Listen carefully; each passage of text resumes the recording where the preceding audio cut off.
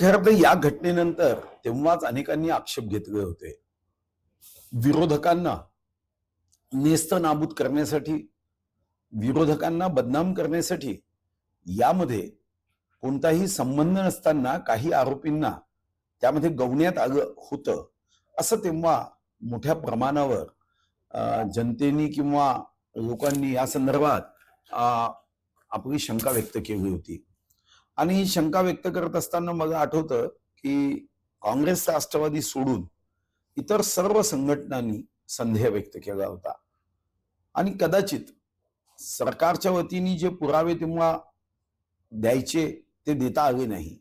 आणि म्हणून आज कोर्टाने पुराव्याच्या अभावी या ठिकाणी सर्वांना या खटल्यातून कोणताही गुन्हा नाही असं म्हणत बाइज्जत बरी केलेलं असावं. लोकशाही मराठी ऐका, पहा, जागरूक रहा.